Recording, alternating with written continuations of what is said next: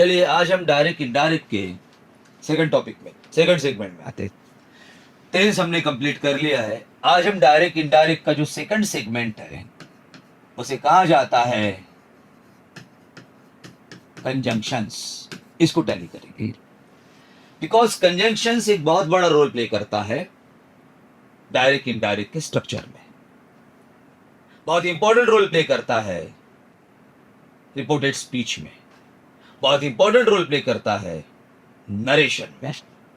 तो आज हम स्टार्ट करते कंजंक्शंस। कंजंक्शंस का पूरा जो स्ट्रक्चर डिपेंड करता है वो डिपेंड करता है कि सेंटेंस के प्रकार पे, वाक्य का कौन सा प्रकार है। सेंटेंस के टाइप्स के आधार पर ही इनडायरेक्ट स्पीच में उसमें कंजंक्शन अटैच होता है। जैसे हम स्टार्ट करते हैं पहले से, सेंटेंस। इसमें पहला सेंटेंस आता है असर्टिव। अब असर्टिव को अलग अलग नामों से बुलाया जाता है, डिक्लेरेटिव सेंटेंस, स्टेटमेंट्स वगैरह वगैरह। हिंदी में इसे कहा जाता है विधानार्थी वाक्य, विधानार्थी। और विधानार्थी वाक्य का मोड होता है, पहचान होती है, लॉजिक होता है, एक ऐसा सेंटेंस, मैं रिपीट कर रहा हूं, एक ऐसा सेंटेंस जो सब्जेक्ट, वर्ब और ऑब्जेक्ट, मैं रिपीट कर रहा हूं, सब्जेक्ट, वर्ब और ऑब्जेक्ट, कर्ता, कर्म और क्रियापद, इन तीनों से जो शुरू होता है, सब्जेक्ट, वर्ब और ऑब्जेक्ट, कर्ता, कर्म और क्रियापद।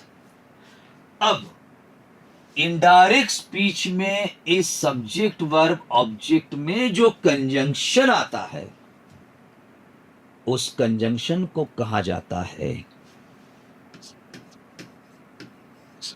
दैट। दैट, उस कंजंक्शन का नाम है दैट।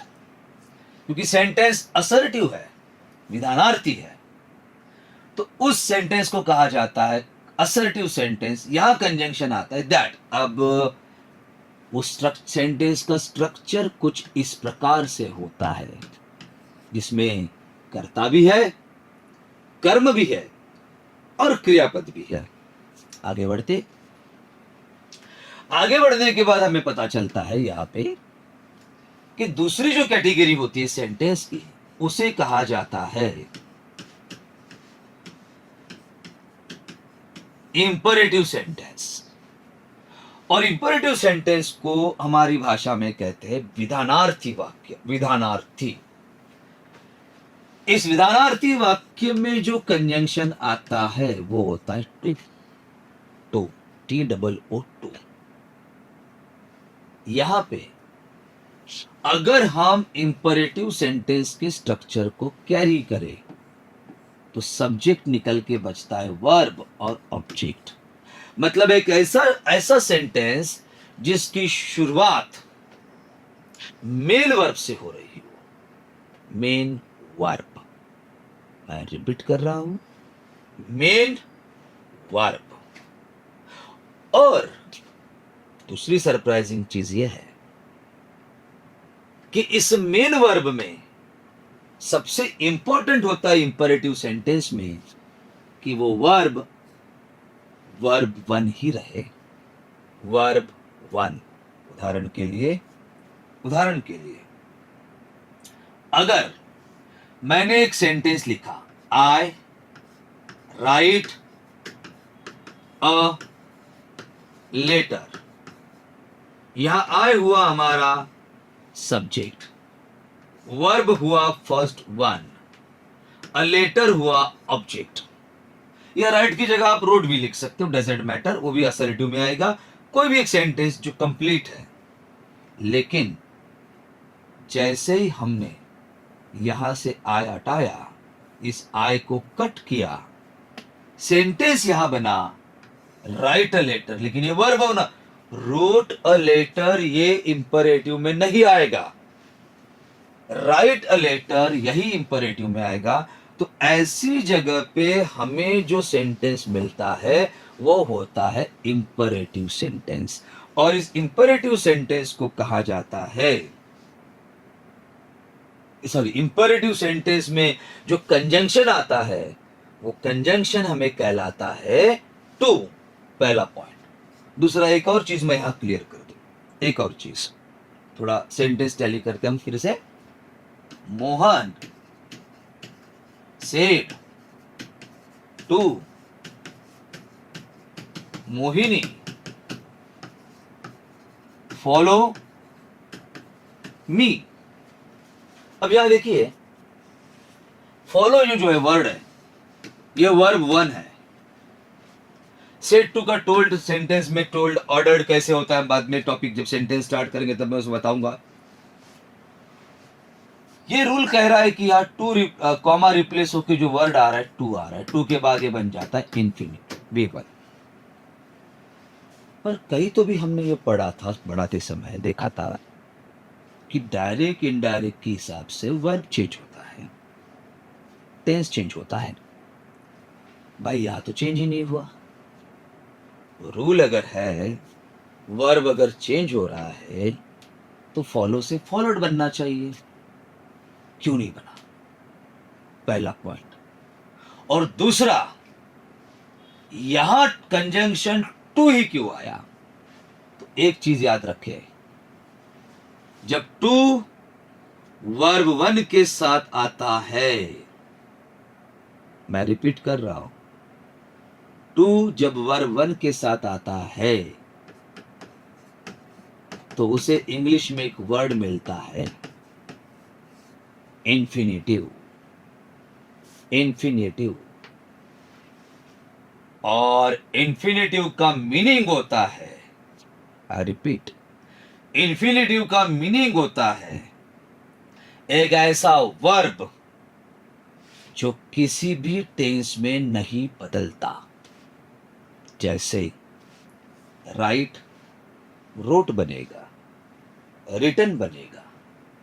पर अगर राइट के साथ टू आया है तो ये टू राइट, रोट की जगह पे भी टू रोट राइट ही आएगा, रिटन की जगह पे भी टू राइट ही आएगा।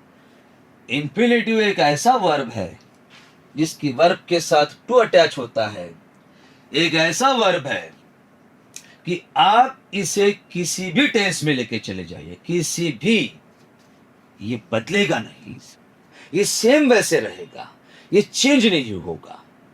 सेम हियर, रूल के हिसाब से कंजंक्शन आना चाहिए टू, टू अटैच होता है वर्ब वन के साथ, और जब टू वर्ब वन के साथ अटैच होता है तो ये कहलाता है इंफिनिटिव।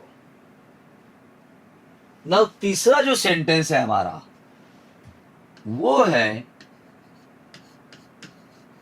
इंट्रोगेटिव। मैंने यहां वर्ड लिखा इंट्रोगेटिव। और इंट्रोगेटिव जो है ये दो प्रकार से होता है, क्योंकि इसे प्रश्नार्थक कहते हैं, प्रश्नार्थक। और प्रश्नार्थक का दूसरा मतलब होगा क्वेश्चंस।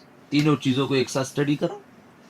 इंट्रोगेटिव का मतलब होता है प्रश्नार्थक, प्रश्नार्थक बनता है क्वेश्चन से। तो बाबा क्वेश्चंस जो है वो दो प्रकार के होते हैं। पहला क्वेश्चन होता है WH क्वेश्चन, दूसरा क्वेश्चन होता है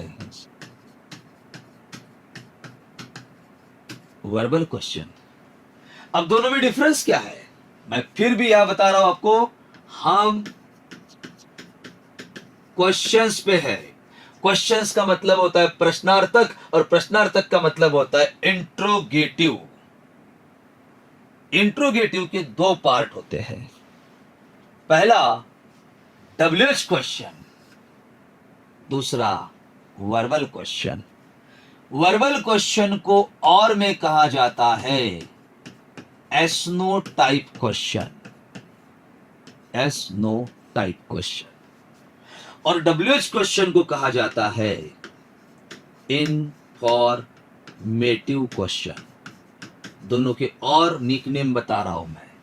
WH क्वेश्चन का निकनेम है इंफॉर्मेटिव क्वेश्चन, वर्बल क्वेश्चन का निकनेम है एस्तो टाइप क्वेश्चन। ऐसा क्यों? इसको आगे लेके चलते हैं। WH क्वेश्चन शुरू होता है WH वर्ड से, जिसमें इंफॉर्मेशन मांगी जाती है। Suppose to be what is your name, what is your name, what से शुरू हुआ, व्हाट है WH। और जब व्हाट इज योर नेम कहा जा रहा है तो वहां पे सामने वाले पर्सन की नेम के बारे में इंफॉर्मेशन ली जा रही है। पर वर्बल क्वेश्चन शुरू होता है हेल्पिंग वर्ब से। वर्बल क्वेश्चन शुरू होता है हेल्पिंग वर्ब से, जैसे कि am is are. Suppose to be what is your name, WH question, information मांगी गई है informative. Is your name Mahesh, question mark.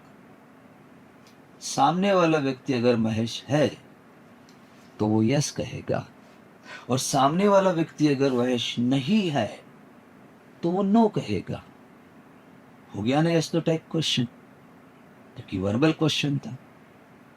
जब हम किसी से ये कहे व्हाट इज योर नेम, तो वो यस में रिप्लाई नहीं देगा, वो नो में रिप्लाई नहीं देगा। सपोज टू बी हम किसी से पूछ रहे व्हाट इज योर नेम, क्या वो हमें यस कहेगा? यस। लेकिन अगर हम किसी से ये कहे इज योर नेम महेश, तो हो सकता है कि वो हमें यस में रिप्लाई दे या नो में रिप्लाई दे। तो ये दो कैटेगरी मैंने आपके सामने रखी है, एक है WH क्वेश्चन इंफॉर्मेटिव, एक है वर्बल क्वेश्चन। इनडायरेक्ट स्पीच में जब इंट्रोगेटिव के दो पार्ट्स बनते हैं, WH क्वेश्चन और वर्बल क्वेश्चन,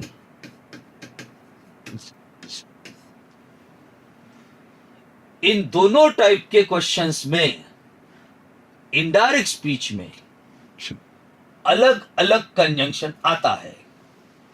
जैसे यहां जो WH वर्ड क्वेश्चन की शुरुआत कर रहा है वही WH वर्ड्स वहां कंजंक्शन रहेगा, वही WH वर्ड्स। लेकिन उसी समय वर्बल क्वेश्चन में कंजंक्शन के रूप में आता है इफ और वेदर, दो में से मोस्टली इफ। दोनों भी कहा थे एक्सप्लेन करेंगे, लेकिन फिर रिपीट कर रहा हूं, जहां WH क्वेश्चन है वहां कंजंक्शन का रोल प्ले कर रहा है WH वर्ड, और जहां वर्बल क्वेश्चन है वहां रोल प्ले किया जा रहा है इफ और वेदर द्वारा। कंजंक्शन की कैटेगरी में आखिरी सेंटेंस होता है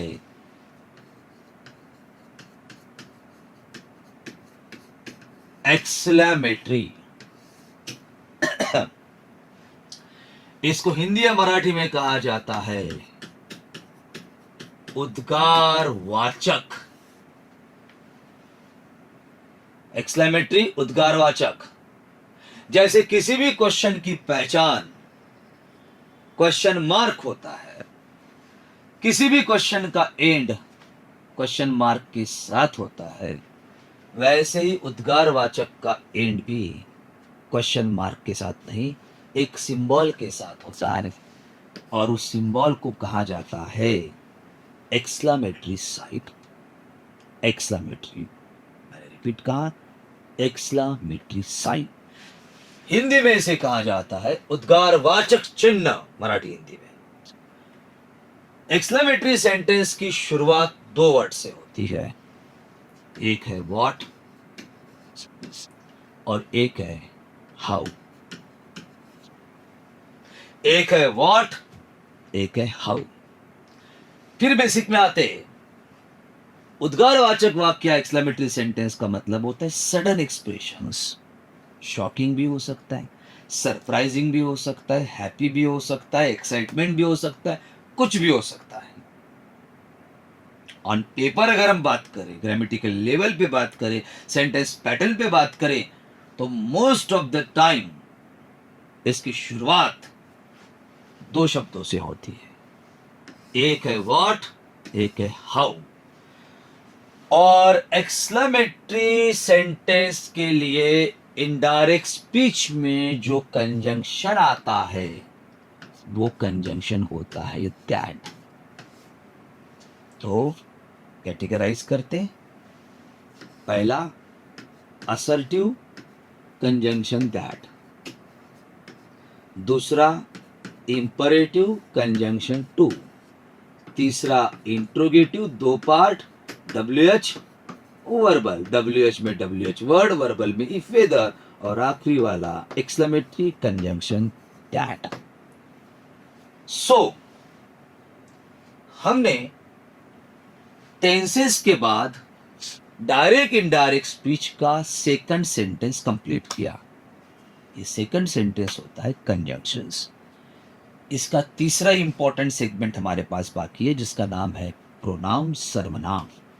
होता इजी है बट कई बार इनडायरेक्ट स्पीच में चेंजेस करते समय हम गड़बड़ा जाते हैं। तो इसको हम कंटिन्यू रखेंगे नेक्स्ट टॉपिक।